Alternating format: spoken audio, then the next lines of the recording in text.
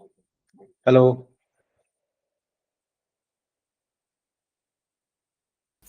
Yes sir. आवाज आ रही है? क्लियर है? यस सर, क्लियर है। बढ़िया, ठीक है, ठीक है सर। शुरू करते हैं थोड़ी देर से।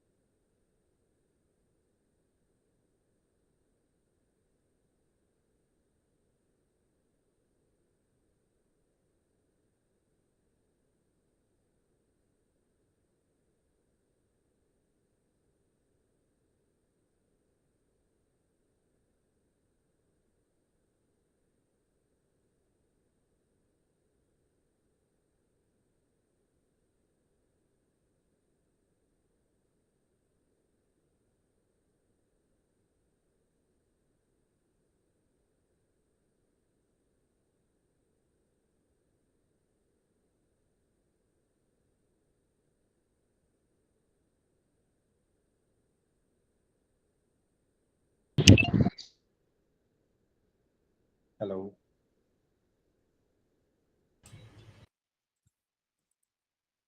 Hello everyone.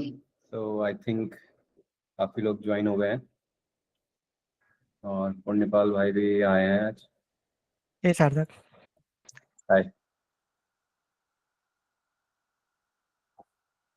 सो जिनको पुण्यपाल भाई के बारे में नहीं पता है, पहले मैं इनका इंट्रोडक्शन कर लेता हूँ, फिर अपना करूंगा। तो पुण्यपाल भाई बहुत ही अच्छा एक यूट्यूब चैनल चलाते हैं जहाँ पे बहुत लेवल के जो दिग्गज लोग हैं, जो बड़े बड़े लोग हैं, उनके साथ डिस्कशन करते हैं, इंटरव्यू करते हैं, पॉडकास्ट करते हैं। और लार्वल कम्युनिटी में बहुत बड़ा कंट्रीब्यूशन भी है इनका। बहुत अच्छे लेवल पे न्यूनो मडूरो के साथ इनकी फ्रेंडशिप भी है, और इन सब के बाद बहुत ही अच्छे एक इंसान हैं और काफ़ी ही मस्त दोस्त भी हैं। तो अगर आपको लार्वल से रिलेटेड और नई जानकारी कुछ चाहिए तो आप नेपाल भाई के पास जा सकते हैं। ठीक है ना भाई? भाई you are too kind to say this. Okay, चलिए तो आज का सेशन शुरू करते हैं। और सबसे पहले मैं आप लोगों को ये बता दूं कि वेब एजुकेटर्स के साथ हम ये दूसरा सेशन कर रहे हैं। कुछ महीनों पहले, आई थिंक महीनों नहीं, साल भर पहले की बात है, हमने एक सेशन किया था। वो सेशन था लार्वल के ऊपर, एंड फ्यूचर ऑफ लार्वल, कैसे लार्वल डेवलपर्स, आई थिंक साल भर से ज़्यादा हो गया है, तो काफ़ी टाइम हो गया उसको। एंड वो काफ़ी अच्छा सेशन रहा। एंड उसके बाद असद भाई से एक और रिक्वेस्ट आई कि अब एआई की दुनिया बहुत चेंज कर दी है एआई ने, तो अब क्या कर सकते हैं, कैसे आगे बढ़ना है, एक डेवलपर को आगे की जर्नी कैसे बढ़ानी है अपनी, उसके लिए जो है एक और सेशन चाहिए। तो फिर मैं यहाँ आ गया हूँ। और जो लोग मुझे नहीं जानते हैं, मेरा नाम सार्थक श्रीवास्तव है। एक यूट्यूब चैनल चलाता हूँ मैं, काफ़ी साल हो गए हैं, 7-8 साल हो गए, मुझे तो गिनती भी याद नहीं है अब कितने साल हो गए हैं। पहले लार्वल वेब डेवलपमेंट पे था ये channel, and then I shifted to AI. So अब एआई के कंटेंट ही शेयर करता हूँ मैं। और अभी फिलहाल एक यूएस की कंपनी है फाइजर, उसमें मैं कंसल्टेंट हूँ और डेवलपर भी हूँ वहाँ पे। एंड अपार्ट फ्रॉम दैट मेरी खुद की कंपनी भी है बिटफ्यूम्स, जहाँ पे अब हम लोग एआई कंसल्टेंट का काम करते हैं। मैं एज एआई कंसल्टेंट कंपनीज को हेल्प करता हूँ उनके आईटी की प्रॉब्लम्स में एआई कैसे सॉल्यूशन बन के आ सकता है, उसको हम इम्प्लीमेंट करते हैं। सो काफ़ी वाइड चीज़ें करता रहता हूँ। एंड उसी के एक्सपीरियंस के बल पे, उसी के एक्सपीरियंस के बेस पे आज मैं आप लोगों के सामने असद भाई की वजह से यहाँ पे हूँ, जिससे कि आप लोगों को थोड़ा बहुत जो मुझे एक्सपीरियंस है वो मैं आप लोगों के साथ शेयर कर सकूँ। और आई होप कि आप लोग भी जो मैं बताऊंगा शायद उस पाथ पे जाके एक बहुत ही अच्छा करियर आप लोग बना सकते हैं। तो अभी मेरा जो सबसे पहला आप सभी से एक क्वेश्चन रहेगा, आप अपने चैट्स में आप आंसर दे सकते हैं यस या नो में, कि कितने लोग यहाँ पे जो भी कनेक्ट हुए हैं वो आज एआई का यूज करते हैं अपने वर्किंग में। डेली लाइफ में तो करते ही हैं सब, लेकिन वर्क में करते हैं, चाहे वो कोडिंग में हो, चाहे वो रिसर्च में हो, चाहे वो किसी भी चीज में। अगर आप वर्क में करते हैं तो यस लिखें, अदरवाइज उसमें नो लिखें। तो मुझे एक जानकारी हो जाएगी कि हमारी ऑडियंस किस तरह की है और हमें किस डायरेक्शन में जाना है। काफी लोग यस ही लिख रहे हैं और ये देख के मुझे बहुत खुशी हो रही है। अब इसके बाद मैं एक और क्वेश्चन पूछने वाला हूँ, एंड उसके बाद फिर हम एक व्यक्ति ने शायद नो लिखा है, ठीक है कोई बात नहीं। सो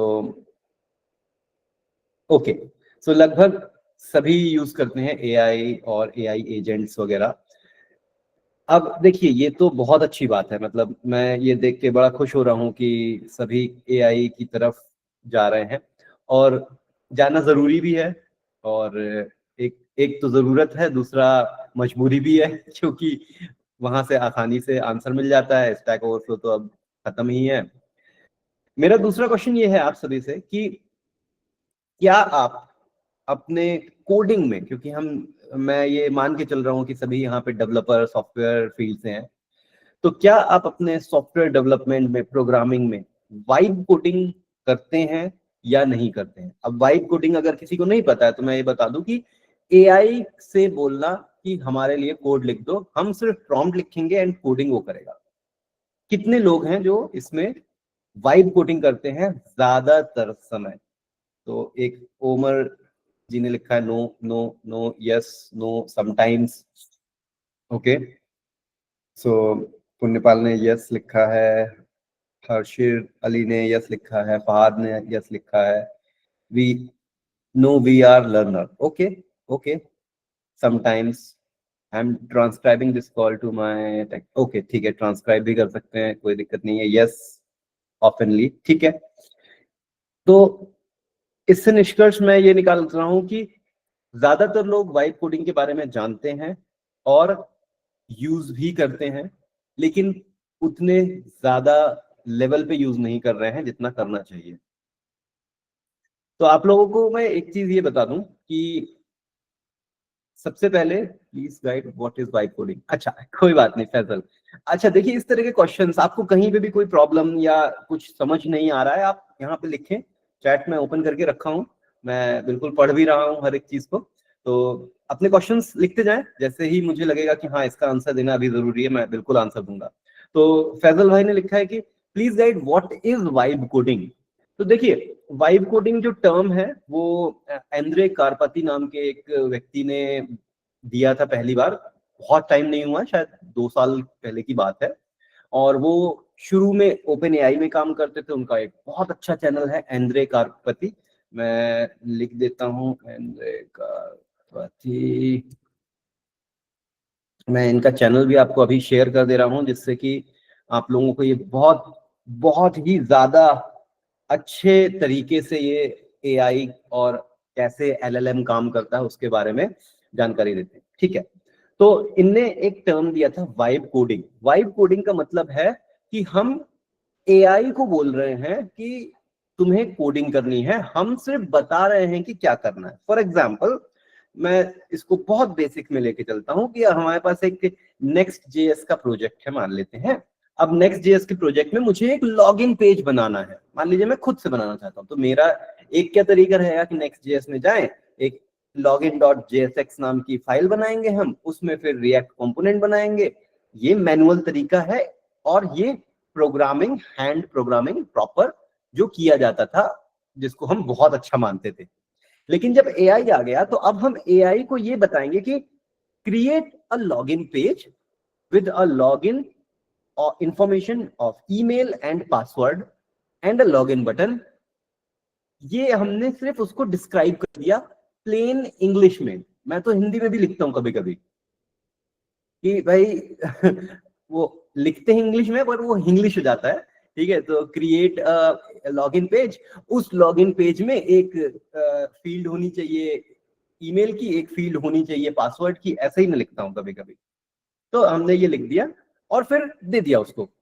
अब वो एआई वो पूरा कोडिंग कर रहा है, एग्जैक्ट कोड एआई लिख रहा है, हमने सिर्फ उसको इंस्ट्रक्शन दिया। इसे वाइब कोडिंग बोलते हैं, क्योंकि इंस्ट्रक्शन देके हम उस वो वाइब एक हो जाती है। वाइब शब्द अगर आपको नहीं पता है तो वाइब मतलब एक मस्ती में चले जाना। अब वो वाइब करके हम देख रहे हैं कि वो क्या क्या कर रहा है, तो इट्स लाइक वाइब कोडिंग, ठीक है। तो मैंने अभी डेली एक्सपेंस ट्रैकिंग ऐप बनाई है यूजिंग लवेबल। हाँ, तो जैसे ये भाई साहब ने बताया, दिशान ने, कि इन्हें डेली एक्सपेंस ट्रैकिंग ऐप बनाई है लवेबल यूज करके। नाउ लवेबल एक प्लेटफॉर्म है जहां पे आप प्रॉम्प्ट लिखोगे, मतलब हिंदी, इंग्लिश, उर्दू, किसी में भी आप बताओगे कि भाई करना क्या है, और वो एप्लीकेशन आपकी बना देगा। इसको वाइब कोडिंग बोलते हैं, ठीक है। अब इसमें किसी को कोई क्वेश्चन हो तो अपना क्वेश्चन इसमें चैट बॉक्स में लिखे, नहीं तो मैं फिर आगे बढ़ता हूँ एआई की दुनिया में आपको कैसे डेवलपिंग स्किल को लेके अपने करियर को और बूस्ट करना है, वो मैं आपको बताता हूँ। तो जब तक आप लोग अगर कोई क्वेश्चन है वो टाइप कर रहे हैं, मैं आप लोगों को एक ऐप के बारे में बताता हूँ जो मैंने ही बनाई है। ये भाई दिशान भाई ने जब बताया कि इनने एक एक्सपेंस ट्रैकिंग ऐप बनाई है, तो मैंने कहा मैं भी अपनी एक्सपेंस ट्रैकिंग ऐप को शेयर कर दूं, और ये काफी एडवांस है। सो ये एक्सपेंसर नाम की मैंने एक मोबाइल ऐप बनाई है जिसमें आप एक्सपेंस ट्रैकिंग कर सकते हैं। ये 100% नहीं बोलना सही रहेगा, लेकिन 95% वाइब कोडेड है। शायद 5% होगा जो मैंने खुद से लिखा होगा कोड, 95% वाइब कोडेड है। सिर्फ फ्लटर में ही नहीं, लैरावेल का इसका बैकएंड है, लैरावेल बैकएंड भी वाइब कोडेड है 95%। ठीक है, तो आप इस ऐप को यूज करें, इसलिए मैंने शेयर किया क्योंकि ये वाइब कोडेड ऐप है। सर उसे तो करते हैं बट हाई लेवल पे कॉन्सेप्ट नहीं है कि प्रॉब्लम को कैसे सॉल्व करना होता है वाइब कोडिंग से। इस पे बिल्कुल मैं आता हूं कि ये बहुत अच्छा क्वेश्चन है शहजाद आपका, कि हमें प्रॉब्लम ही नहीं पता होती कि उसको सॉल्व कैसे करें, तो हम वाइब कोडिंग कैसे कर पाएंगे। मैं उस पे पूरा बिल्कुल आऊंगा। आपका ये क्वेश्चन बहुत अच्छे हो रहे हैं, बहुत ही अब ये सेशन बहुत अच्छे जाने वाला है। नाउ लवेबल बोल्ड के through app banana and vibe coding के थ्रू ऐप क्रिएट करना, क्या डिफरेंस है, प्रो एंड कॉन्स। बिल्कुल, चलिए तो अब वहां से शुरू करते हैं जहां मैंने वाइब कोडिंग वर्ड यूज किया था। तो आप सभी को मैं एक बात बता दूं, क्योंकि मैं इंडस्ट्री में बहुत हाई लेवल पे काम कर रहा हूं, बड़ी बड़ी कंपनियों के साथ काम करता हूं, और जो मेन कंपनी है फाइजर, वो दुनिया की 50 फॉर्च्यून 50 कंपनीज के अंडर आती है। कभी 50 होती, कभी 100 भी होती है, बट इट्स लाइक बिग।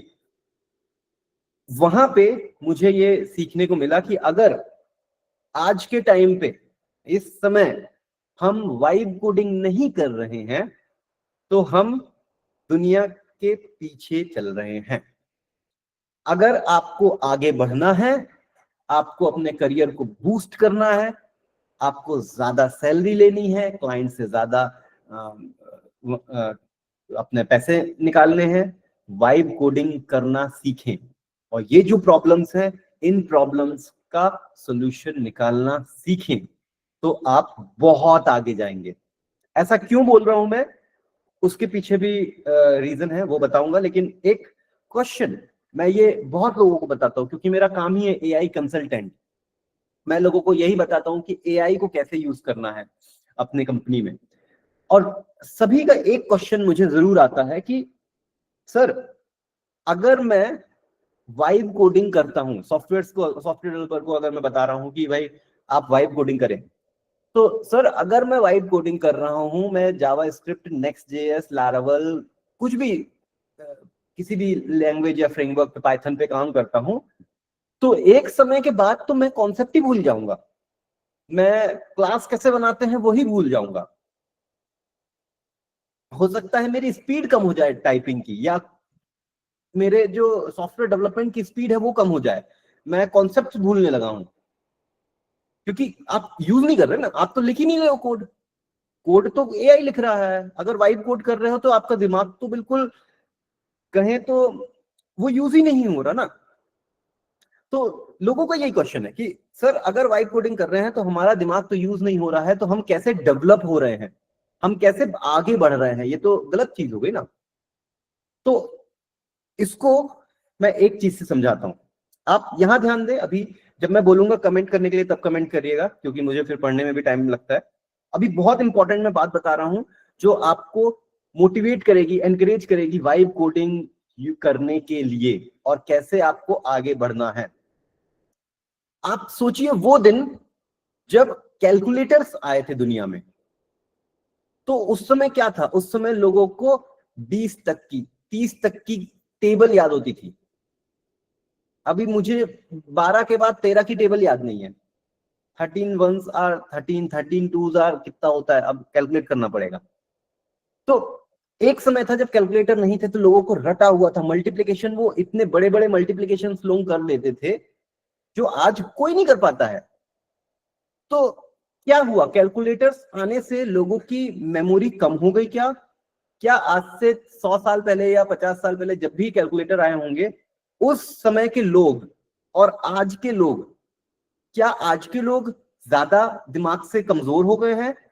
नहीं, आज के लोगों ने एआई बनाया है, तो कैसे कमजोर हो सकते हैं? आज के लोग चांद पे जा रहे हैं, आज के लोग मार्स पे जा रहे हैं, तो कमजोर तो नहीं हुए।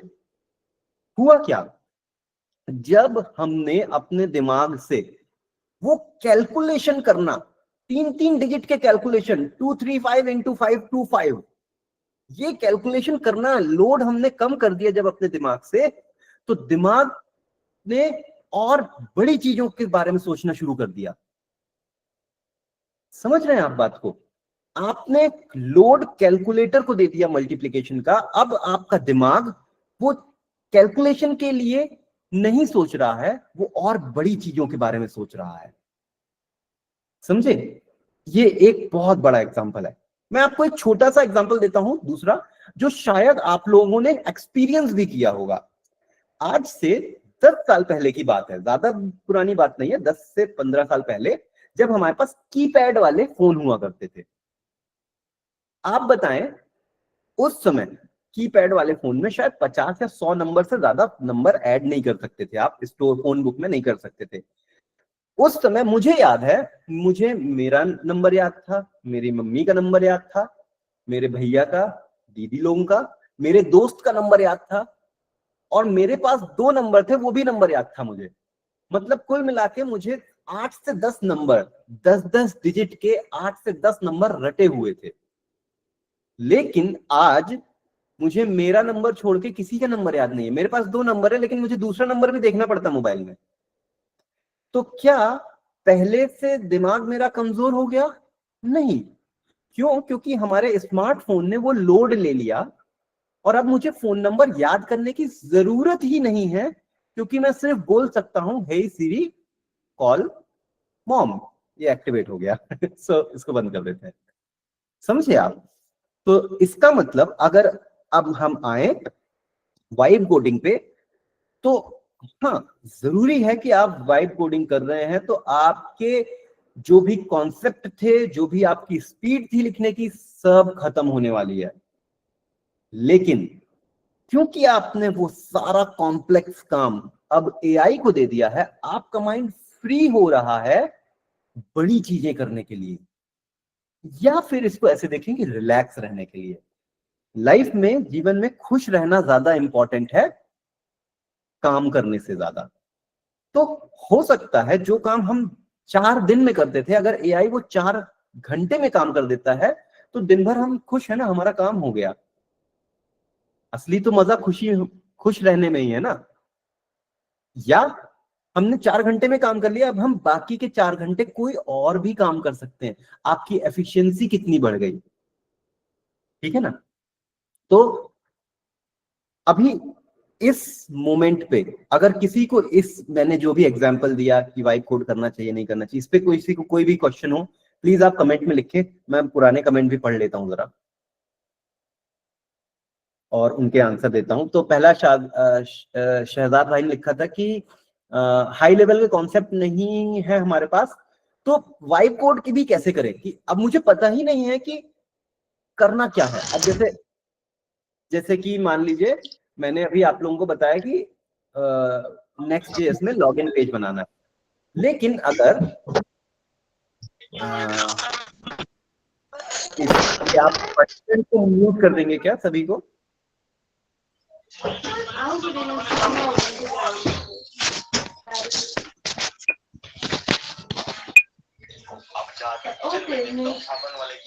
चार साल तो हाँ, धन्यवाद। ओके, सो जो मैंने आपको बताया था कि क्वेश्चन ये है कि हमें कॉन्सेप्ट ही नहीं पता तो हम कैसे वाइब कोड करेंगे। आपको कॉन्सेप्ट पता करने की जरूरत ही नहीं है। कॉन्सेप्ट पता करने का काम है इसका, एआई का। आपका क्या काम है? आउटकम क्या आना चाहिए, मतलब एंड रिजल्ट क्या होना चाहिए, वो तो पता होना चाहिए।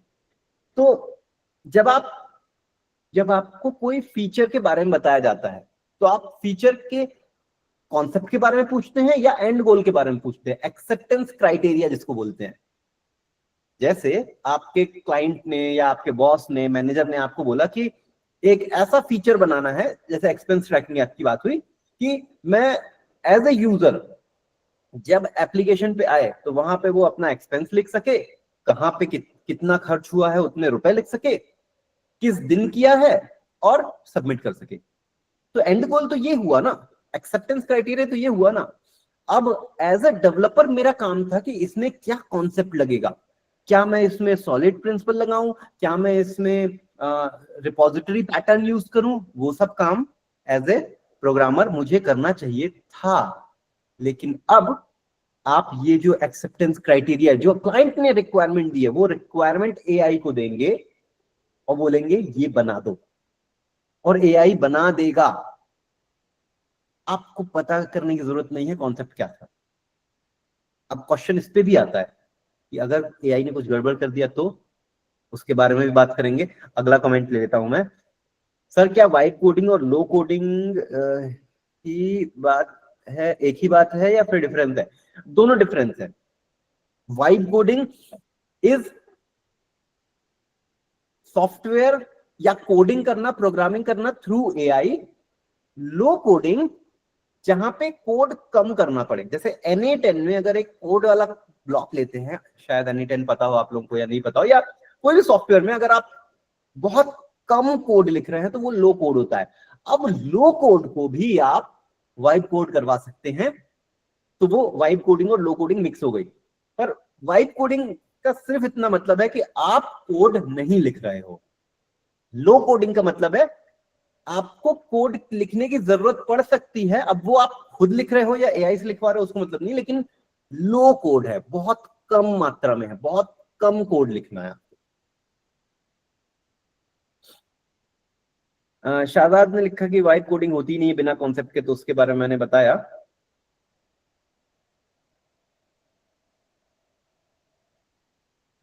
अब दूसरा कमेंट शाहजाद का है कि सर इसके अलावा अगर हम वाइब कोडिंग पे मूव ऑन करते हैं तो मेरिट तो बहुत हाई लेवल पे जाएगा। मेरिट मतलब मींस हर दूसरा बंदा डेवलपर होगा एंड जब मार्केट में फॉल कर जाएगा। बिल्कुल, इसके बारे में अभी बताता हूं मैं, और पढ़ लूं। भगवान दास ने लिखा है cloud based deployment and security वो सीखने होगी या एआई कर देगा? बिल्कुल, इसमें भी मदद कर देगा एआई। फहाद अली का है vibe coding increase efficiency but at least programmer must know knowledge about the code, how this or that thing is made and the science behind it. Vibe coding doesn't mean you should forget about coding. Areeb Ahmed का है how to deploy Laravel project, अपन बात करेंगे। रेप्लिक के बारे में क्या opinion है आपका, बताता हूं। तो शुरू करते हैं। शाहजाद ने लिखा था कि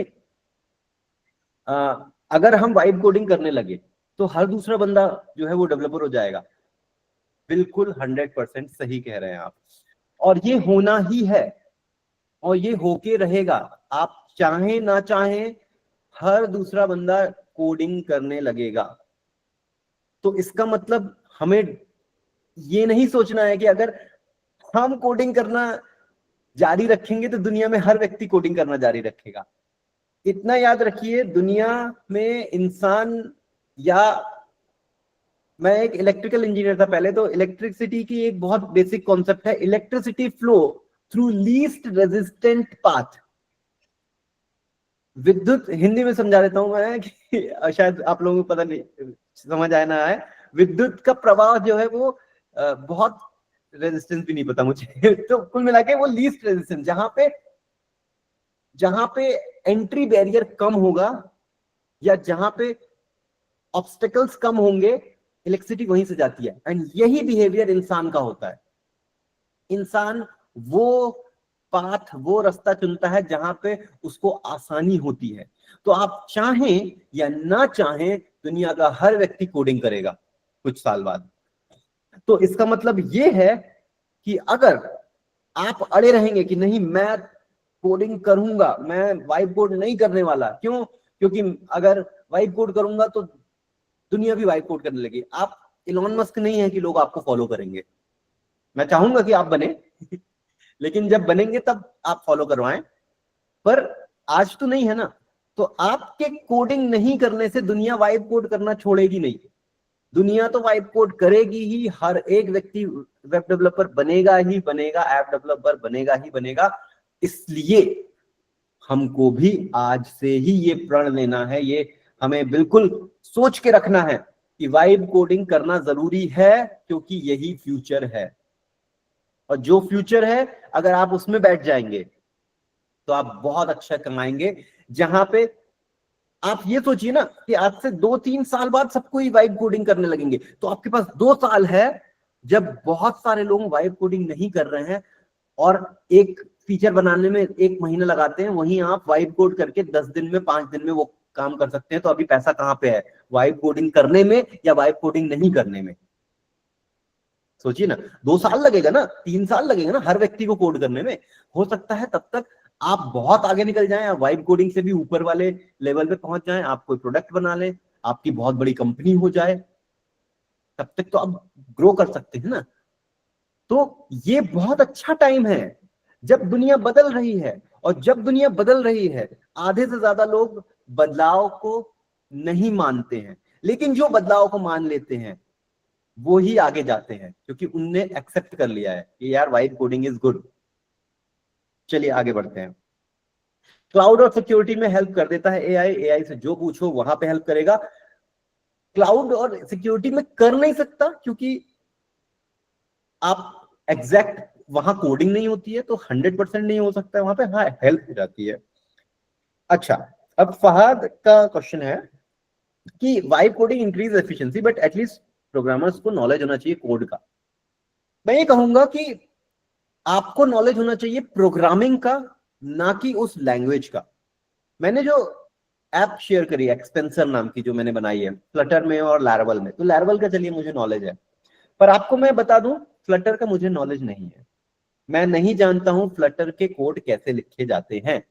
बहुत पहले मैंने बेसिक्स पढ़ा था, पर 2018 की बता रहा हूं मैं, उसके बाद मैंने फ्लटर पे काम नहीं किया। और ये पूरी ऐप मैंने सिर्फ वाइब कोड करके बनाई है, मतलब मैंने बोला कि क्या करना है, मुझे नहीं पता कि कैसे करना है। लेकिन हाँ, इसमें एक बात थी कि मैं एक प्रोग्रामर हूं, तो मुझे प्रोग्रामिंग का बेसिक्स पता था कि हाँ अगर मुझे लिस्ट चाहिए तो मुझे ये वर्ड पता था कि आई नीड अ लिस्ट, या मैं ये बोल सकता हूं कि if there is something else ये कर दो, या स्विच स्टेटमेंट लगा दो। बेसिक्स ऑफ प्रोग्रामिंग मुझे पता है। या मैं उसको बोल सकता हूं प्लीज रिफैक्टर द कोड। समझ रहे हो? तो बेसिक्स ऑफ प्रोग्रामिंग पता होना चाहिए, तो वाइब कोडिंग बहुत अच्छी हो पाती है। इसीलिए जो पुराना क्वेश्चन था कि क्या वाइब कोडिंग से हर दूसरा व्यक्ति डेवलपर हो जाएगा, तो ये थोड़ा सा हर दूसरा व्यक्ति डेवलपर हो जाएगा कहना गलत है, पर जो पहले से डेवलपर हैं वो बहुत अच्छा वाइब कोडिंग कर सकते हैं। लेकिन आज के लोग जेनजीज, जिन्होंने बेसिक्स ऑफ प्रोग्रामिंग ही नहीं पढ़ा, जो शायद HTML भी नहीं जानते हैं, वो सिर्फ लिखते हैं, वाइब कोड करते हैं और सॉफ्टवेयर बन के आ जाता है, उनके लिए vibe coding is hello, difficult होने वाली है। बेसिक्स तो बना लेंगे, बड़ी एप्लीकेशन नहीं बना पाएंगे वो। हम जो व्यक्ति मेहनत करके हजार हजार लाइन के कोड खुद से हाथों से लिखा है, कीबोर्ड में उंगलियां जला जला के जिसने 1000 लाइन की फाइल बनाई है, वो व्यक्ति के लिए वाइब कोडिंग इज अमेजिंग, क्योंकि आपको पता है हर एक छोटी छोटी चीज कैसे होती है। आप वाइब कोडिंग को बहुत अच्छे से एक्सेप्ट कर सकते हो और अपने करियर को बूस्ट कर सकते हो। How to deploy Laravel project, again करीब अहमद, मैं देखिए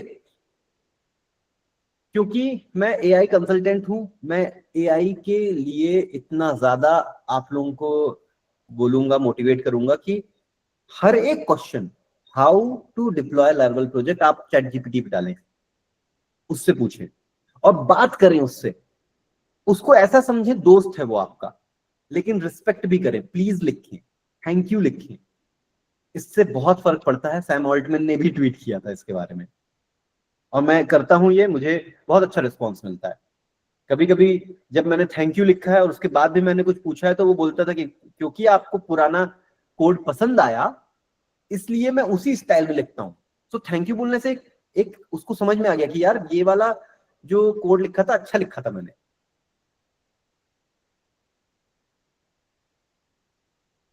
how to deploy Next.js based website without Vercel and GitHub.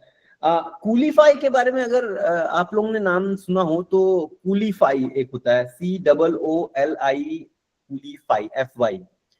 तो ये एक बहुत अच्छा प्लेटफॉर्म है, ओपन सोर्स है, आप इसको डिप्लॉय करें और यूज कर सकते हैं। इसमें सब कुछ डिप्लॉय हो सकता है, वर्सल की भी जरूरत नहीं है, गिटहब की भी जरूरत नहीं है, बहुत अच्छा है, बहुत सिंपल भी है।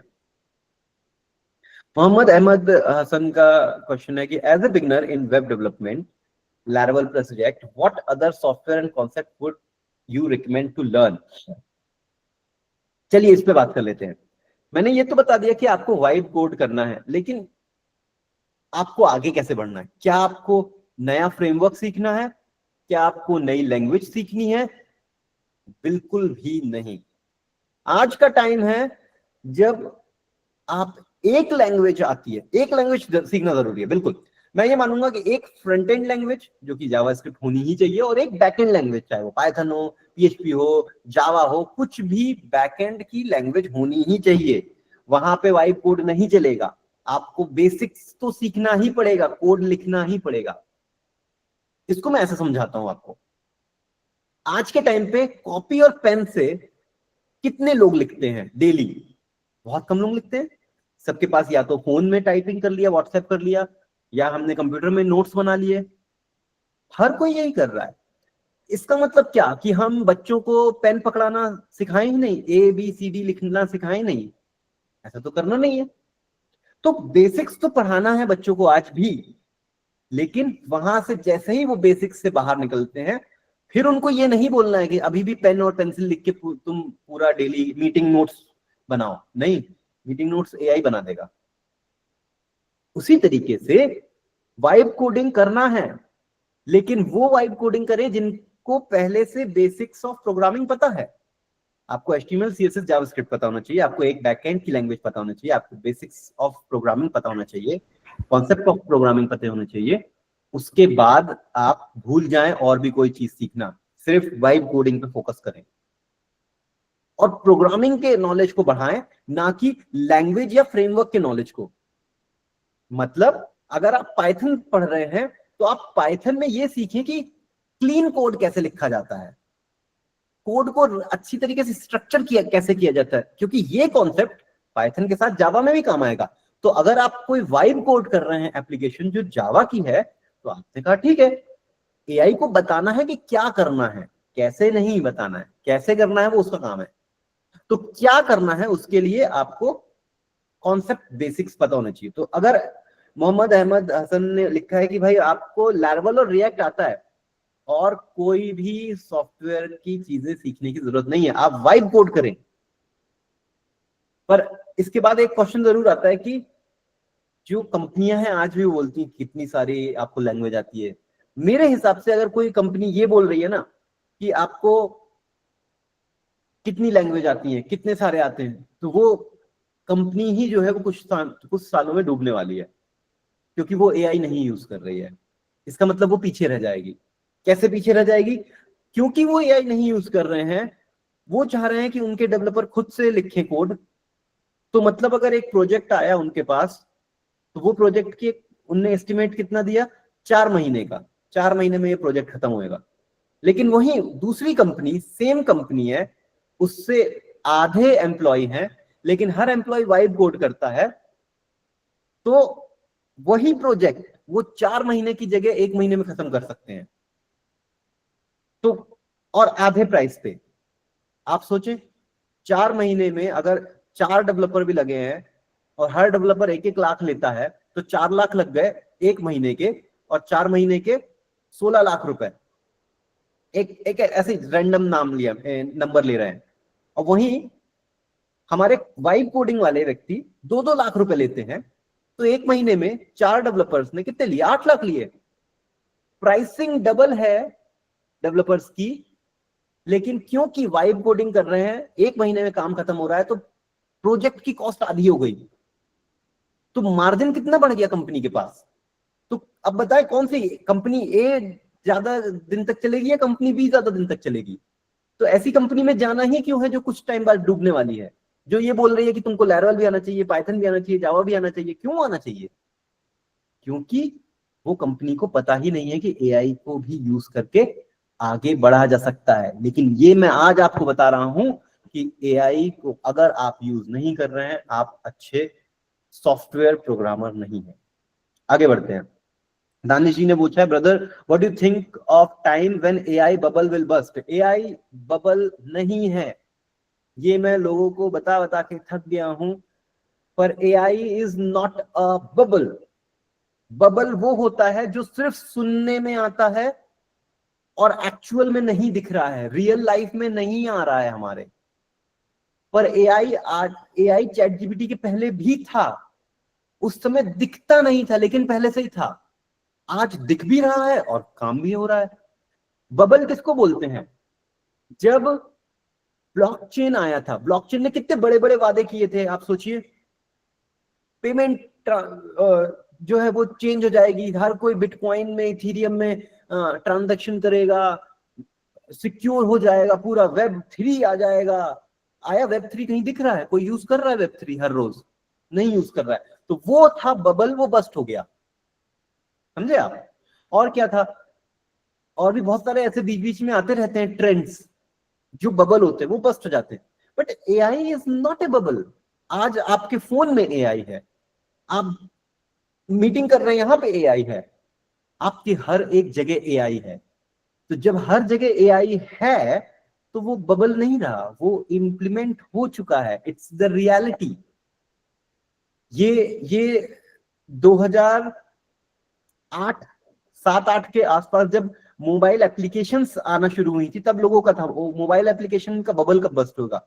नहीं होगा, क्योंकि मोबाइल एप्लीकेशंस आपके डे टू डे लाइफ में यूज होने लगी थी। और वो आज देखिए, वो बबल कहां रहा। तो अगर कोई चीज, जो चीज वो प्रॉमिस कर रहा है वो है और वो आपको दिखने लगा, तो इट्स नॉट अ बबल। तो AI is not a bubble. ठीक है, आगे क्वेश्चन। सर मेरा क्वेश्चन है कि जो रिजल्ट है, आप उसकी एक्यूरेसी कितनी % होनी चाहिए? अगर इंफॉर्मेशन के लिए एआई यूज करते हैं तो कैसे मेजर कर सकते हैं कि ये इंफॉर्मेशन लेटेस्ट है? देखिए, ये एक बहुत बड़ा चैलेंज है आज के टाइम पे कि एआई ने जो इंफॉर्मेशन दी है वो क्या सही है या गलत है, क्योंकि एआई कभी कभी हेलुसिनेट कर लेता है। मतलब उसको लगता है कि आंसर सही है लेकिन एक्चुअल में गलत होता है। तो अगर इस तरह के कंडीशन आती है कि आपको वैलिडेशन करना है, तो आप 2-3 एआई से पूछें। पहले चैट जीपीटी से पूछा, फिर हो सकता है आप सेम क्वेश्चन जेमिनाई से पूछें, एंड दोनों के रिजल्ट को आप तीसरे एआई को दे दे, भैया देख किसने सही बोला। तो आप कंपेयर कर सकते हैं ऐसे। ये थोड़ा सा अभी प्रॉब्लम है, बट मैं ये नहीं कहूंगा कि ये बहुत बड़ा प्रॉब्लम है, और ये बस्ट वाली एआई बबल वाली कहानी पे नहीं जाएगा ये। सर एआई बहुत मिस्टेक करता है, how do we find mistakes? देखिए, एआई को जब वाइब कोडिंग करते हैं, अच्छा मैं, बहुत सारे क्वेश्चंस भी आ गए हैं, अब मैं चाहूंगा आप लोगों से कि थोड़ा सा रुक जाए, वाइब क्वेश्चंस को पढ़ने के लिए समय दें मुझे। पर अगर आप लोगों को लग रहा है कि ये इंटरेस्टिंग टॉपिक नहीं है या कुछ और टॉपिक पे बात करना है, तो प्लीज आप कमेंट में लिख देंगे, मैं बिल्कुल उस पर शिफ्ट हो जाऊंगा। पर अभी मुझे अच्छा लग रहा है कि इतने सारे कमेंट्स आए हैं, बहुत सारे क्वेश्चंस बने हैं। ठीक है, चलिए, तो एआई मिस्टेक जो करता है उसके बारे में बात करते हैं। आप एआई को भगवान ना माने। एआई को आप, अगर मैं बोलता हूं कि वाइब कोडिंग करें, तो वाइब कोडिंग क्या है? वाइब कोडिंग को कैसे समझ सकते हैं? मान लीजिए आप एक प्रोजेक्ट पे काम कर रहे हैं, ठीक है, वही एक्सपेंस ट्रैकिंग ऐप लवेबल पे जो बनाया है, या मैंने जो बनाया है फ्लटर पे। तो अगर मैं एक एक्सपेंस ट्रैकिंग ऐप बना रहा हूं, पर मैं नहीं चाहता कि खुद कोड करूं, आज से 4 साल पहले क्या ऑप्शन था कि मैं कोड नहीं करूं लेकिन मेरी ऐप बन जाए? कैसे होगा? मैं एक इंटर्न हायर करूंगा और उस इंटर्न को बोलूंगा, भाई देख, मुझे ना एक ऐप बनानी है, एक्सपेंस ट्रैकिंग ऐप, उसमें मैं पैसे डालूंगा कितने हैं, एंड फिर उसमें मैं ऐसा एक फील्ड रहेगी जहां से मैं कैटेगरी सिलेक्ट कर सकता हूँ, कहाँ खर्चा किया है उसके बारे में बता सकता हूँ मैं, और सबमिट कर सकता हूँ, और मेरे पास लिस्ट करनी चाहिए। आप यही बताओगे ना? आप कॉन्सेप्ट नहीं बताओगे आप अपने जूनियर डेवलपर को, आप ये नहीं बताओगे कि कैसे कोड करना है, वो तो जूनियर डेवलपर का काम है। अब वो जूनियर डेवलपर का काम है, वो जाएगा स्टैक ओवरफ्लो में, मैं आज से 4 साल पहले की बात कर रहा हूँ, जूनियर डेवलपर जाएगा स्टैक ओवरफ्लो में, ढूंढेगा कॉन्सेप्ट, 10 जगह पढ़ेगा स्टैक डेटाबेस स्ट्रक्चर क्या होता है एक्सपेंस ट्रैकिंग ऐप का, वो पढ़ेगा 3-4 जगह, ब्लॉग्स देखेगा, वीडियोस देखेगा, एंड उसके बाद रिसर्च करने के बाद वो आएगा एंड बोलेगा अच्छा अच्छा अच्छा ये वाला तरीका है, वो आपको एक प्लान बना के देगा। फिर आप नेक्स्ट डे मीटिंग करोगे, उससे बोलोगे हाँ अब बताओ भाई प्लान क्या है, उसने बोला सर ऐसे ऐसे मैं इम्प्लीमेंट करूंगा, ये तरीका है, ये मैं बैकएंड यूज करूंगा, फ्रंट एंड यूज करूंगा, ऐसा ऐसा पूरा बता दिया। फिर आप बोलोगे वेरी गुड, लेकिन ना इसमें ये 2-3 चीजें चेंज कर दो, तुम पाइथन ना यूज करके लारावल यूज करो बैकएंड में, जेंगो नहीं चाहिए मुझे। तुमने कहा, उसने कहा ठीक है सर मैं अब जेंगो पे बनाऊंगा, तो वो जाएगा सॉरी लारावल पे जाएगा, लारावल पे रिसर्च करेगा। So this is what exactly same हम एआई को समझें। और क्या आपका जूनियर डेवलपर 100% काम करेगा, सही काम करेगा? नहीं, भी मिस्टेक करेगा। तो मिस्टेक के बाद आपका क्या काम है? आंख बंद करके उसकी सॉल्यूशन को एक्सेप्ट कर लेना? 100% नो। हम क्या करते हैं, जूनियर डेवलपर का काम आता है पीआर रिव्यू करते हैं, अच्छा ये अरे यार यहाँ पे तो लूप होल है, ये यहाँ से तो डेटा लीक हो जाएगा, ये सही करो, कमेंट करते हैं उसको यहाँ पे सही करो।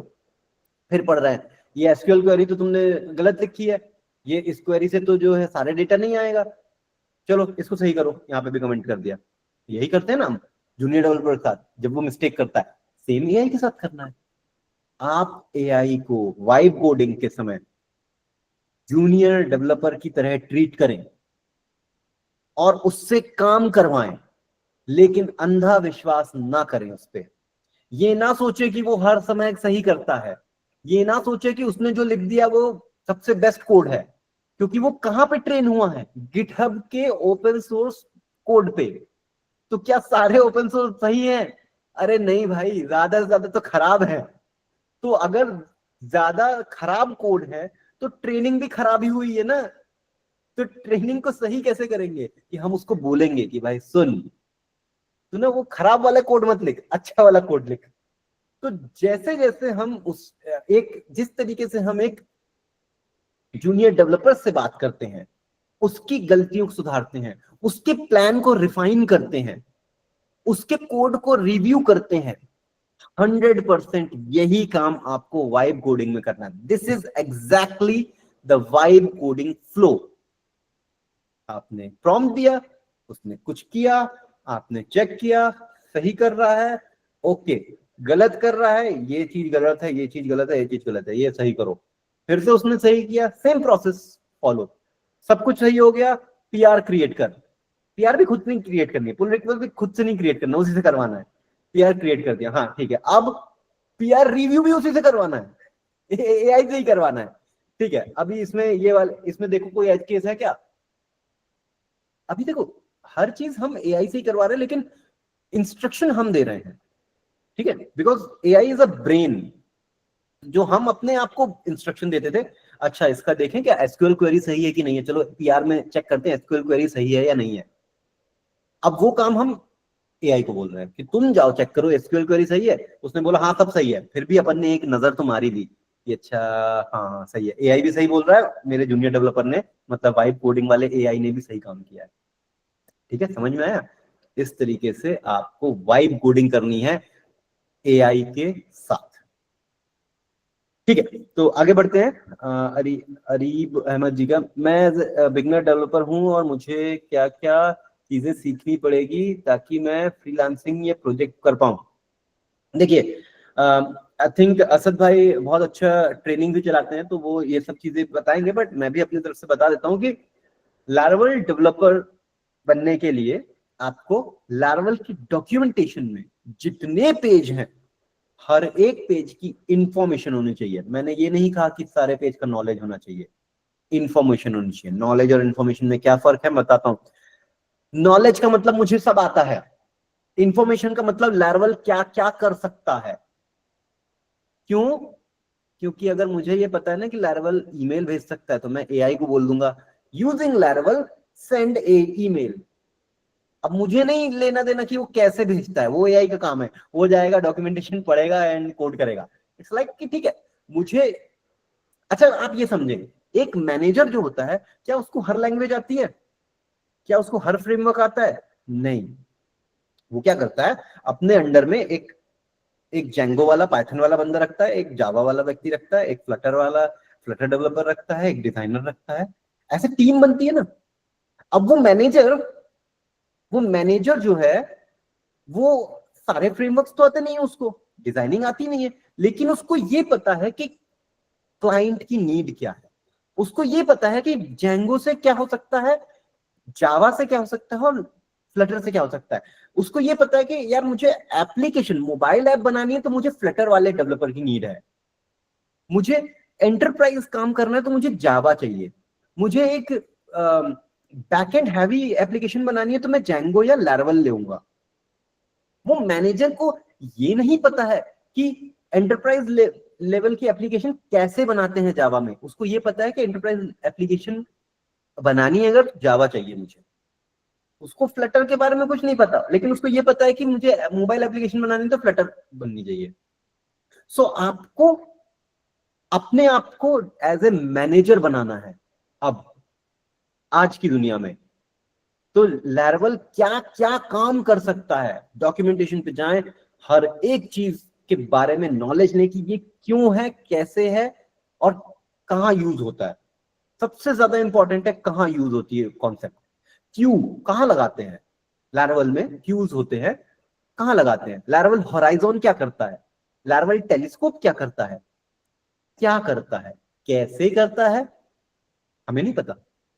हम मैनेजर हैं, हमारे पास बहुत सारे जूनियर डेवलपर हैं या डेवलपर्स हैं, सीनियर डेवलपर हैं, वो सब कौन है, एआई, वाइब कोडिंग, ठीक है ना।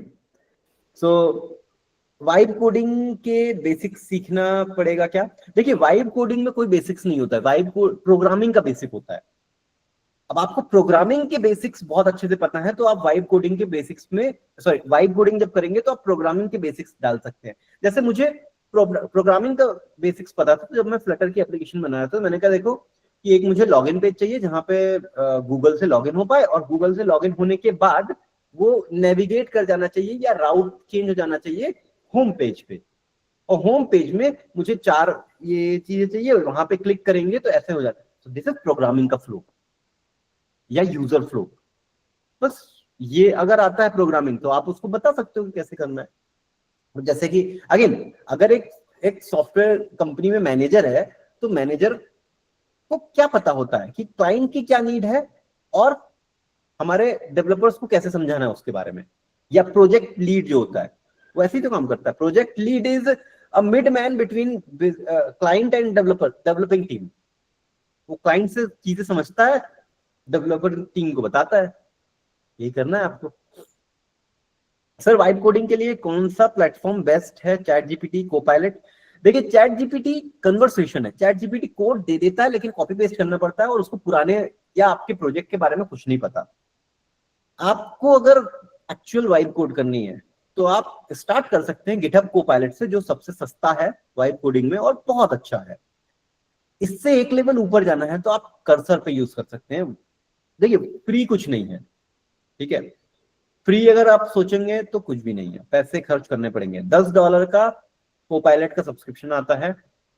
अगर आप कोपायलट का $10 का सब्सक्रिप्शन लाइफ में नहीं ले सकते हैं तो आप आगे नहीं बढ़ सकते हैं। अगर वो $10 भी आप अपने ऊपर नहीं खर्च कर सकते तो आप नहीं आगे बढ़ सकते हैं।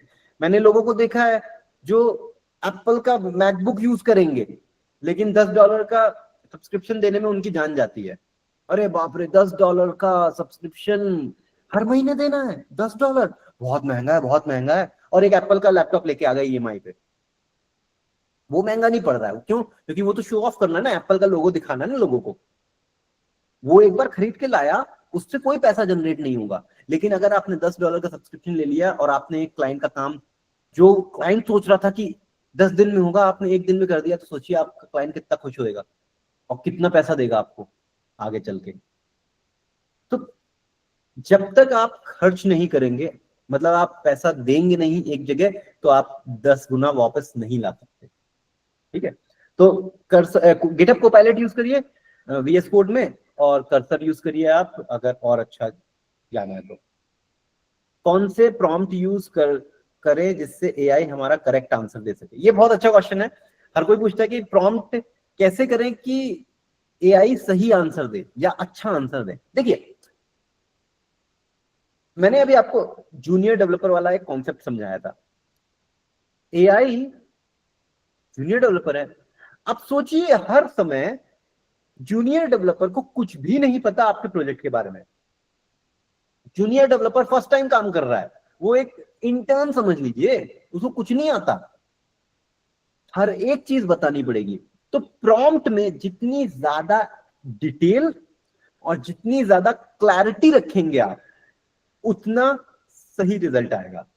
मतलब अगर एक्सपेंस ट्रैकिंग ऐप बनानी है मुझे, तो मुझे एक एक छोटी से छोटी चीज बतानी पड़ेगी। कैसे?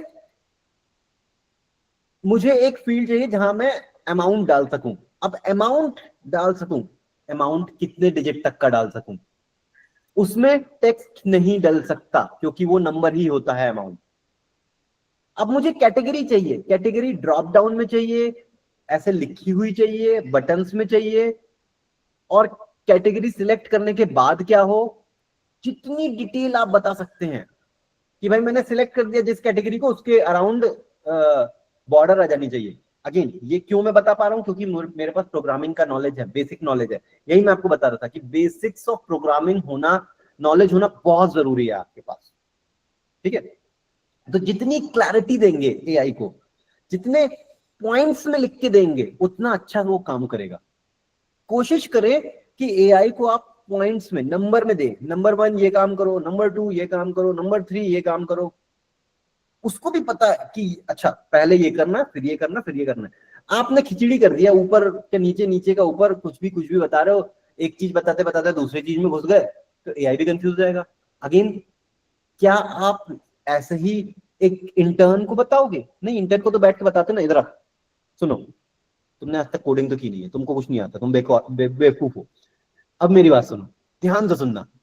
पहले ना, सबसे पहले तुम जाओ, अपना लैपटॉप खोलना, VS कोड खोलना, उसमें VS कोड में एक न्यू प्रोजेक्ट बनाना, उस प्रोजेक्ट का नाम देना कि वाइब कोडिंग। उस प्रोजेक्ट में तुम्हें लैरावेल की ऐप बनानी है।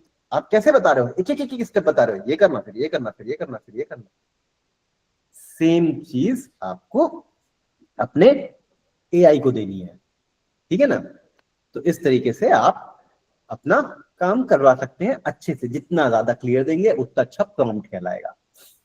I have a question about AI behaviour, please may I speak. Fatima, बात करते हैं इसके थोड़ा समय। एक कमेंट्स बहुत ज्यादा हो गए हैं, मैं पढ़ लेता हूँ जल्दी जल्दी।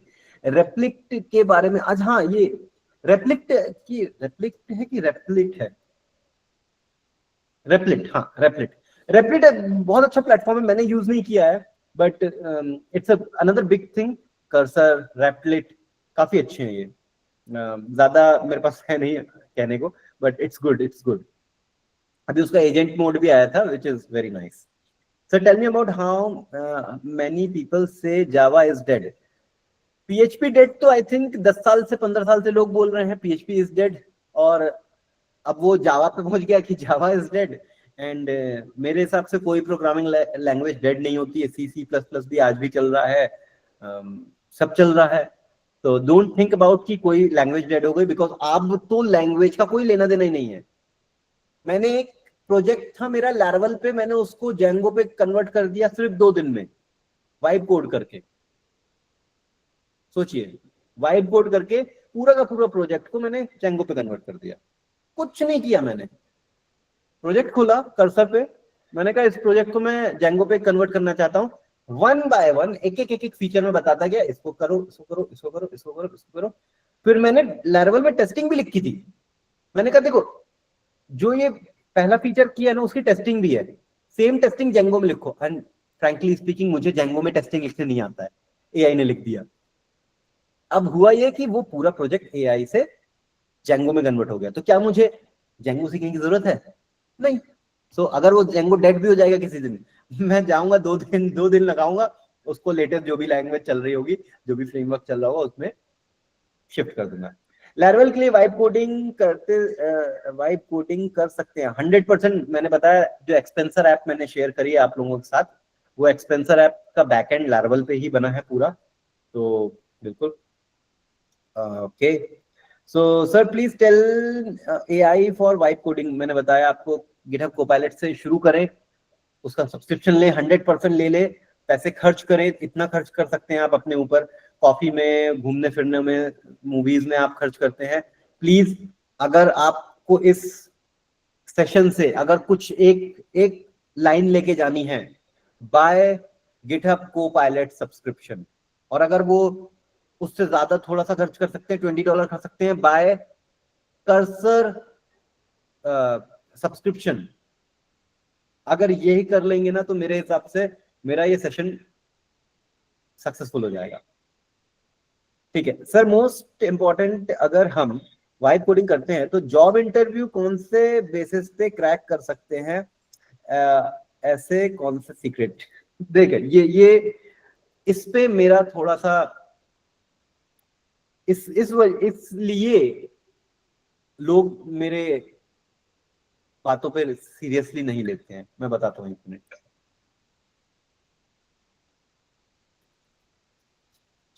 देखिए, मैंने आपको कुछ टाइम पहले बताया था, आज भी एचआर, इनिशियल इंटरव्यू कौन लेता है? एचआर लेता है।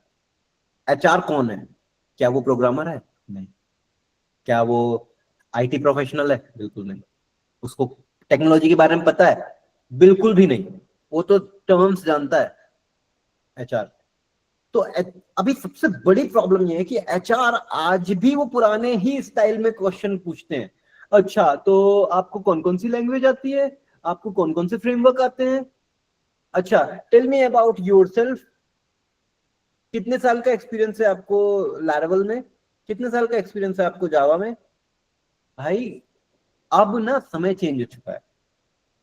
तो जो कंपनी इस तरह के क्वेश्चंस पूछ रही है और वो आपको रिजेक्ट कर ले रही है क्योंकि आप वाइब कोड करते हो, अच्छा वो रिजेक्ट कर दिया उसने।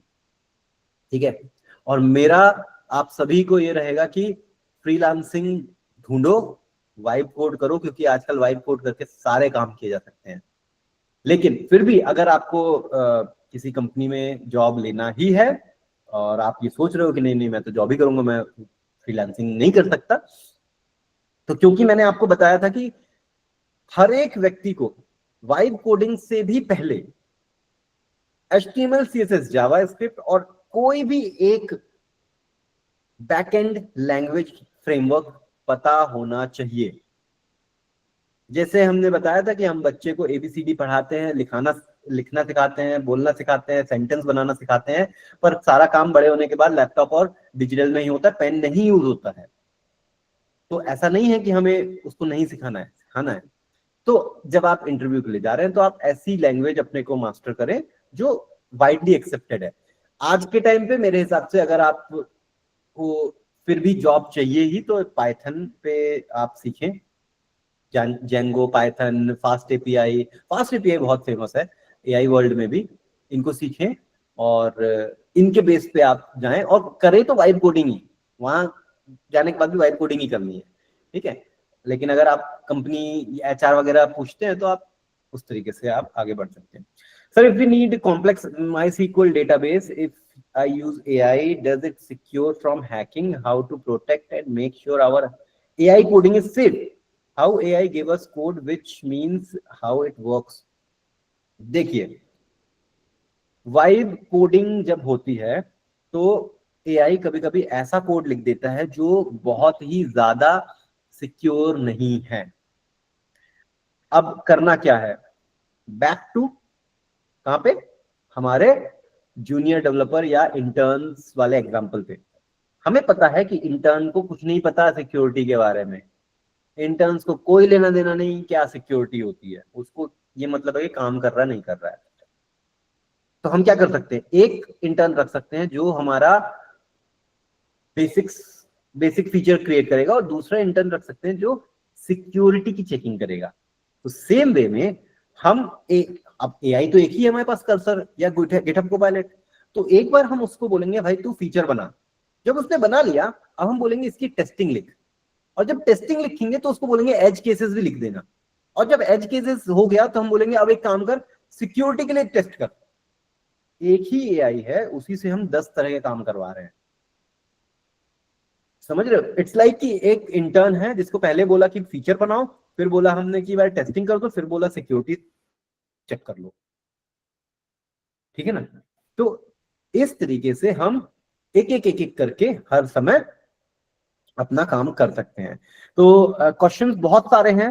मैं ये how we can contact to you, what is cursor. Cursor एक सॉफ्टवेयर टूल है VS कोड की तरह।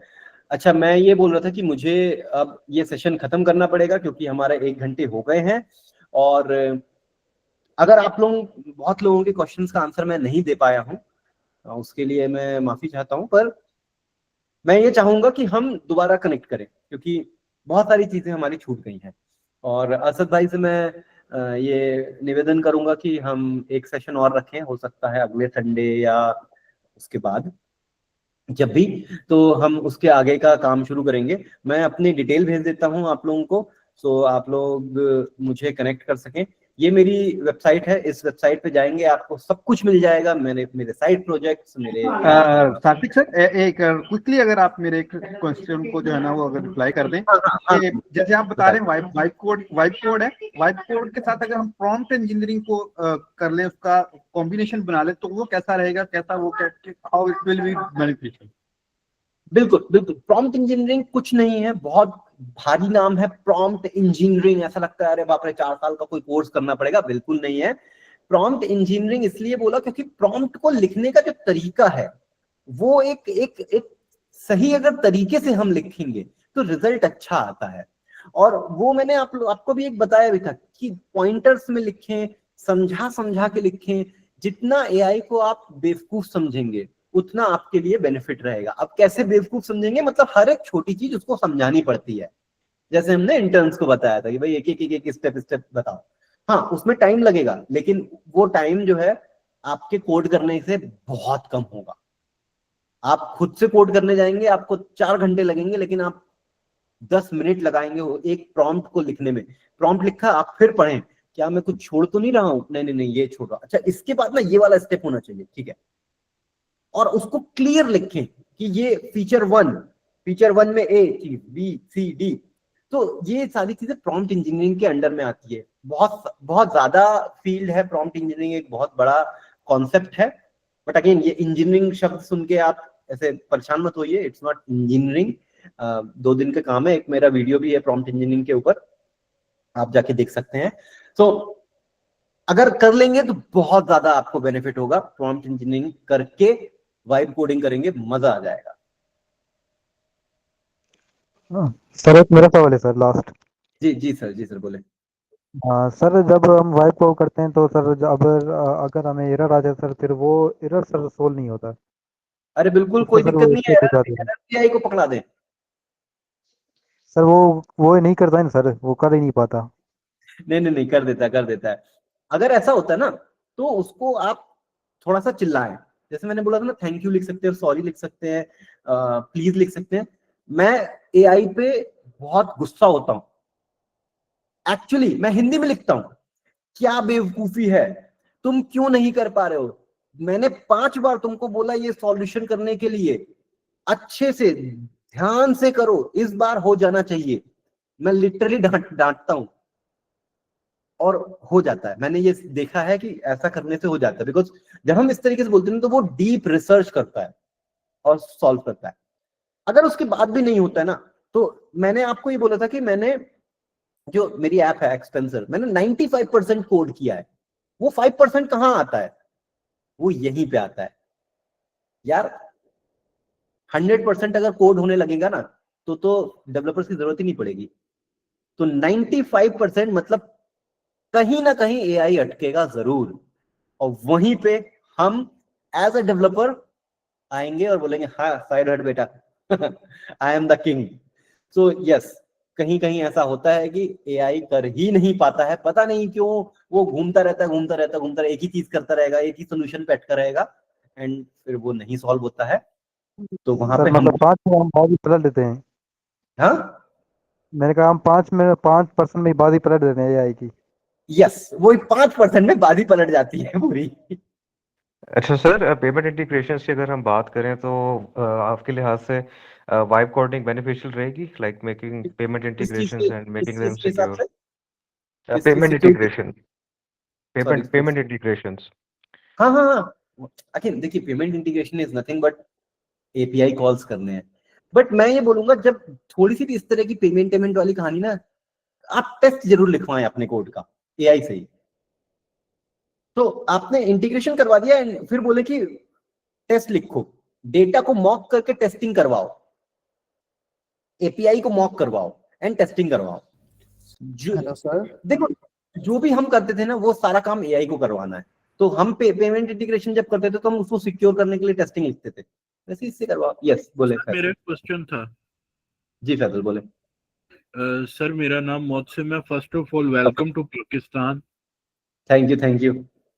मेरा क्वेश्चन ये था कि आगे जो है प्रोग्रामिंग और ख़ास तौर पे जो डेवलपमेंट है उस फील्ड का जो स्कोप है और उसकी जॉब्स जो हैं वो अपनी जगह पे बरकरार रहेंगी, यानी अपनी जगह पे उनकी मौजूदगी होगी, वो सस्टेन करेंगी आगे भी कोई आगे 15-20 साल 25 साल तक?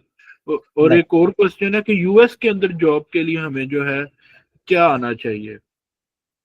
देखिए पहले आपके पहले क्वेश्चन का आंसर देता हूँ कि आज से 15 साल तो आप बहुत बड़ी बात बोल रहे हैं।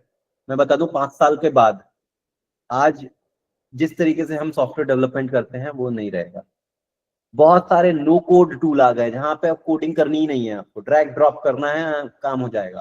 पहले भी होते थे लेकिन अब बहुत अच्छे होने लगे हैं। ड्रैग ड्रॉप के साथ एआई है, आपने लिखा और वो हो गया। ठीक है, तो आज से 5 साल के बाद सॉफ्टवेयर डेवलपमेंट बाएं हाथ का काम हो जाएगा, हर कोई करने लगेगा। तो हम क्या करेंगे प्रोग्रामर्स, हम उससे हाई लेवल की चीज करेंगे।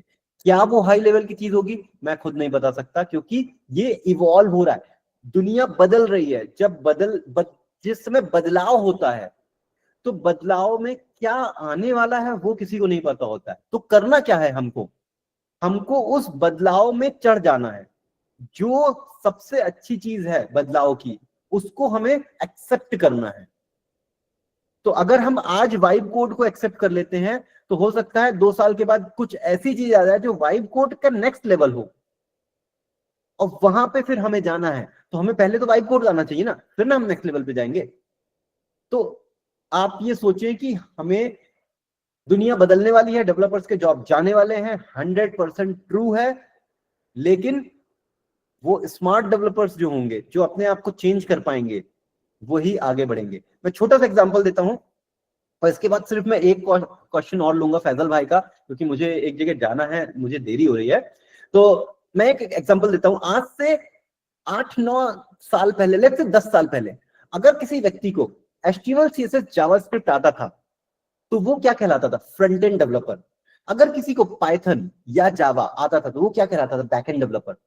फिर कुछ टाइम ऐसा आया कि आपको HTML CSS जावास्क्रिप्ट और एक backend language, let's say express, merge stack आना ही चाहिए, तब आप डेवलपर कहलाओगे। उसको फुल स्टैक डेवलपर कहा गया। जिस समय फुल स्टैक डेवलपर आ गए थे ना, फ्रंट एंड डेवलपर और बैक एंड डेवलपर की डेफिनेशन मर्ज हो गई थी। अब आप डेवलपर ही कहलाते थे, कोई front end developer back end developer नहीं होता था। फिर आया एक समय कि भाई टेस्टर अलग होते थे और डेवलपर अलग होते थे, लेकिन फिर टेस्टिंग भी एक हो गई। फिर डिजाइनर्स अलग होते थे, लेकिन डिजाइनिंग भी एक हो गई कि एक व्यक्ति है वही डिजाइन कर रहा है, वही सब कुछ कर रहा है। फिर एक डेफिनेशन होती थी, मैं मोबाइल डेवलपर हूं, मैं वेब डेवलपर हूं। फिर वो मर्ज हो गया, क्योंकि वेब डेवलपर ही रिएक्ट नेटिव या फ्लटर में काम कर रहा है। तो सब मर्ज होता गया। तो इसका मतलब क्या है कि जो फ्रंट एंड डेवलपर थे वो डेड हो गए? नहीं, फ्रंट एंड डेवलपर जो थे उनने बैक एंड सीखा, जो बैक एंड से उनने फ्रंट एंड सीखा, वो मर्ज स्टैक डेवलपर या फुल स्टैक डेवलपर बने। या उनने जावा पढ़ा, जावा था तो जावा स्क्रिप्ट भी पढ़ लिया, रिएक्ट भी पढ़ लिया। और अगर मैं वेब डेवलपर था तो मैंने मोबाइल डेवलपमेंट भी सीख लिया, तो अब मैं फुल डेवलपर हो गया। तो इसी तरीके से जैसे जैसे वर्ल्ड चेंज हो रहा है वैसे वैसे हमको चीजें एक्सेप्ट करते जाना है।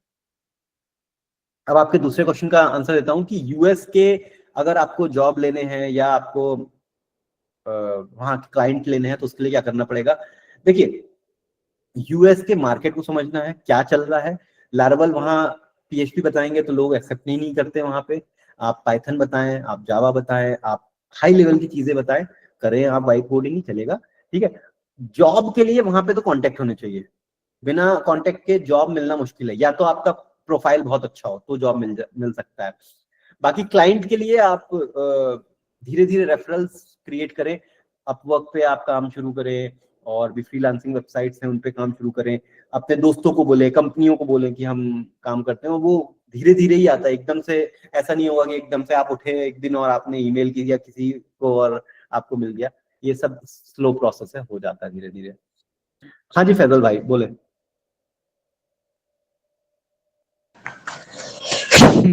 मेरा भी सवाल है सर एक।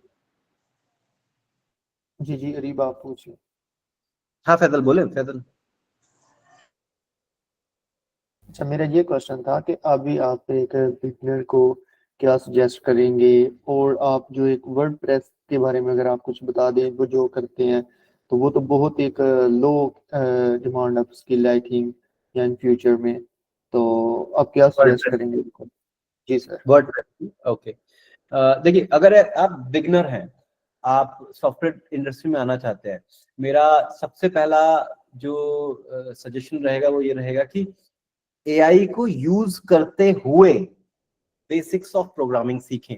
मतलब पहले हम क्या करते थे, हम YouTube ट्यूटोरियल देखते थे, 10-10 घंटे 20-20 घंटे के ट्यूटोरियल देख रहे हैं, समझ में कुछ आ नहीं रहा है फिर भी देखे जा रहे हैं, डॉक्यूमेंटेशन पढ़ रहे हैं, समझ में आ नहीं रहा है, लिख रहे हैं एक कोड, 4 दिन तक एक ही कोड लिख रहे हैं। लेकिन वो स्पीड अप हो गई अब चीजें, हमें HTML CSS जावास्क्रिप्ट और एक बैकएंड की लैंग्वेज ये मास्टर करना बहुत जरूरी है। इस प्रोसेस में उसको समझने के लिए हम एआई का यूज करें। जब भी कोई सॉल्व नहीं बन रहा है तो एआई से पूछे कि इसको सॉल्व नहीं करो, मुझे बताओ कि कैसे सॉल्व हुआ है, मैं क्या थॉट प्रोसेस क्या रखूं कि सॉल्यूशन निकल के आए। सो आप अगर बिगिनर हैं, आपको थॉट प्रोसेस चेंज करनी है, आपको ये सीखना है कि सोचते कैसे हैं, ना कि काम कैसे करते हैं, समझ रहे हैं। लेकिन कोडिंग आनी चाहिए, हाथों से कीबोर्ड पे बटन दबाने हैं आपको, HTML CSS जावास्क्रिप्ट के बारे में समझना है, वेब कैसे काम करता है, ये सारी चीजें समझना बहुत जरूरी है। उसके बाद आप 100% वाइब कोडिंग करें, कोई नहीं रोक रहा है आपको। ठीक है सर मेरा भी सवाल है सर एक मिनट, वो वेब वर्डप्रेस के बारे में पूछ रहे थे। वर्डप्रेस का मेरे हिसाब से अब थोड़ा सा डाउनफॉल आ गया है, क्योंकि वाइब कोडिंग, वर्डप्रेस क्यों था, क्योंकि वो बिना कोड किए बहुत अच्छी वेबसाइट बनाना इजी कर देता था। लेकिन वर्डप्रेस की भी बहुत सारी लिमिटेशंस हैं, वो लिमिटेशंस वाइब कोडिंग से हट रही हैं, तो अब लोग वाइब कोडिंग ज्यादा प्रेफर कर रहे हैं, वर्डप्रेस कम प्रेफर कर रहे हैं। तो वर्डप्रेस भी डाउनफॉल पे जाएगा, खत्म ही हो जाएगा वो, मेरे हिसाब से, मुझे ऐसा लगता है, अनटिल अनलेस उसने एआई से कुछ बहुत अच्छा काम ना कर दिया तो। हाँ अरीब अहमद भाई आप पूछे। सर मेरा सवाल ये था कि मैं ना सिर्फ बैकएंड की साइड में जाना चाहता हूँ, ये यानी लारावेल की साइड पे, तो मुझे ना फ्रंट एंड करना नहीं है, तो आप क्या बोलेंगे इसमें फ्यूचर में? ये शब्द, ये जो आपने बोला ना, ये पॉसिबल नहीं है। देखिए आज का टाइम ये कहने का नहीं है कि मुझे इसमें नहीं जाना है उसमें नहीं जाना है, और मैं ये नहीं बोलूंगा कि आप फ्रंट एंड भी बहुत अच्छे से करो। मैंने क्या बोला कि आपने बैकएंड, आपको बैकएंड अच्छा लगता है, आपने कहा मैं लैरावेल बहुत अच्छा करता हूँ, सीखो, आप लैरावेल दिल लगा के सीखो, लेकिन फ्रंट एंड का नॉलेज रखो, फ्रंट एंड की भी कोडिंग करने आनी चाहिए। क्यों? क्योंकि जब हम एआई से वाइब कोडिंग करवाएंगे तो हम फ्रंट एंड कैसे बनवाएंगे उससे, क्योंकि कंपनी आपको हायर नहीं करने वाली बैकएंड डेवलपर के लिए। आज का टाइम नहीं है कि मैं एक बैकएंड डेवलपर हायर करूं, एक फ्रंट एंड डेवलपर हायर करूं। आज का टाइम है मैं डेवलपर हायर करता हूं, वो सारे काम करेगा, वो ऐप भी बनाएगा, वो वर्डप्रेस भी कर सकता है, वो लैरावेल भी कर सकता है, वो जेंगो भी कर सकता है। मेरे पास एक और चीज के सर उसके साथ रिएक्ट भी आना चाहिए, रिएक्ट वगैरह लारावेल के साथ। यस यस यस 100% आना चाहिए, आपको आना चाहिए कि मतलब ये नहीं कि आप फुल वेबसाइट बना के देखें, आना चाहिए मतलब उसके कॉन्सेप्ट पता होना चाहिए, कैसे काम करता है वो पता होना चाहिए, डॉम क्या है वो पता होना चाहिए, आपको हुक्स क्या है वो पता होना चाहिए रिएक्ट में, तो बेसिक्स ऑफ रिएक्ट पता होना चाहिए। ठीक है भाई, मुझे सर एक आखिरी सवाल है मेरा। मैं सॉरी माफी सर। दे, मुझे मुझे जाना है एक जगह, 9 बज रहे वाले जी हैं। सर, रेट सीखने का सवाल है सर। सॉरी। मेरे का सर बस 2 मिनट 2 सेकंड का सवाल है। चलिए आपका आखिरी सवाल ले लेते हैं आफ्ताब भाई। जी सर, हमें सर रिएक्ट और एंगुलर में सर बेहतर कौन है, मतलब कौन सी चीज़ सीखनी चाहिए? अगेन शायद आप बात को समझ नहीं रहे हैं आफ्ताब भाई। एंगुलर एंटरप्राइज लेवल की चीज है, रिएक्ट मल्टीपर्पज चीज है, बट आज वो नहीं रह गया कि हम रिएक्ट सीखे या एंगुलर सीखे। आप बताओ क्या आता है आपको, रिएक्ट या एंगुलर, क्या सीखा है आपने? सर मैं तो दोनों ही सीख रहा हूँ। दोनों ही सीख रहे हैं, क्या अच्छा सर लगता है कोड आपको? खुद नहीं कर रहा सर। क्या सर अच्छा मैं लगता कोड खुद नहीं कर रहा, चैट जीपीटी से करवाता हूँ सारा है? कुछ। हाँ, मैं कोड को नहीं कर रहा खुद, सारा चैट जीपीटी से ही करवाता हूँ। बढ़िया है, ChatGPT ही करवाते हैं। पर आपको जो भी अच्छा लगता है आप सिर्फ उसी को पढ़े ना, दूसरा मत पढ़े, क्योंकि आपको कॉन्सेप्ट पता होना चाहिए। आपको ये नहीं, इट्स नॉट अबाउट फ्रेमवर्क। आज की दुनिया खत्म है फ्रेमवर्क पे। फ्रेमवर्क्स नहीं सीखने हैं, लैंग्वेज नहीं। आप मुझे बोले रस्ट पे प्रोग्रामिंग करनी है, मुझे रस्ट नहीं आता। आपको मैं एक एग्जांपल देता हूँ, छोटे से एग्जांपल देता हूँ। अभी मैं डॉकर कैप्टन हूं, मैं तुर्की गया था, डॉकर कैप्टन के लिए मुझे बुलाया गया था। वहां पे डॉकर का एक एजेंट, सी एजेंट नाम का एक कमांड लाइन टूल है जो कि गो लैंग्वेज पे बना है। वहां पे मैं गया, गो लैंग्वेज का वो टूल मैंने देखा, मुझे उस टूल में एक प्रॉब्लम नजर आई। मैंने तुरंत एक पुल रिक्वेस्ट क्रिएट की। मुझे गो लैंग्वेज नहीं आती है, पर मुझे पता था कि प्रॉब्लम क्या सॉल्व करनी है। मैंने VS कोड खोला, प्रॉब्लम गिनाई, मैंने कहा भाई ये प्रॉब्लम है, इसको सॉल्व करो। अब वो उसने देख लिया VS कोड ने, को पायलट ने, कि ये तो गो पे लिखा है, तो उसने गो पे सॉल्यूशन किया। मैंने उसकी टेस्टिंग लिखी, पुल रिक्वेस्ट क्रिएट की, सॉल्यूशन हो गया। तो क्या मुझे गो लैंग्वेज सीखूं मैं जाके? नहीं भाई, मुझे कॉन्सेप्ट पता है कि करवाना क्या है, because I know the programming, basics of programming. मैं रिएक्ट पे कर सकता हूँ, मैं कोबोल पे कर सकता हूँ, मैं C# पे प्रोग्रामिंग कर सकता हूँ। आज के टाइम ये है, मुझे लैंग्वेज से लेना देना नहीं है। समझ रहे हैं आप? तो आप एक चीज सीखें कोई और उसको मास्टर कर ले, दूसरी अपने आप बन जाएगी AI की मदद से। ठीक है, तो thank you sir, thank you. Thank you सभी के लिए, सभी को थैंक यू बहुत ज्यादा। बहुत अच्छा लगा मुझे आप लोगों से बात करके। पर मैं आप लोगों से फिर से सॉरी बोलना चाहता हूँ कि मैं जा रहा हूँ। मुझे अभी नहीं जाना होता तो मैं शाहजाद भाई, आप जाने नहीं दोगे? चलो शाहजाद भाई के लिए एक बार और जल्दी जल्दी। शाहजाद भाई, मेरे पास सिर्फ एक्चुअल में ही 2 मिनट है, जल्दी जल्दी शाहजाद भाई। क्वेश्चन आवाज आवाज कट रही है शाहजाद भाई। भाई आवाज कट रही है, सॉरी। मैं आपसे सॉरी बोल रहा हूँ बहुत ज्यादा। मुझे बुरा लग रहा है, पर मैं असद भाई से नेक्स्ट सेशन के लिए बिल्कुल रिक्वेस्ट करूंगा और हम नेक्स्ट सेशन में मिलते हैं। सॉरी एंड नमस्ते सभी को। बहुत अच्छा लगा आप लोगों से मिलके, बहुत अच्छा लगा आप लोगों से बात करके। बिल्कुल हम आएंगे दोबारा और बात करेंगे इसके ही आगे। प्लीज दोबारा जरूर ज्वाइन करिएगा, हम इसी से आगे बढ़ाएंगे। मैं अभी असद भाई को मैसेज करूंगा कि भाई मुझे नेक्स्ट सेशन चाहिए, ये मेरी डिमांड है कि मुझे चाहिए। मैं अपना टाइम दे नहीं पाया ज्यादा। Thank you everyone.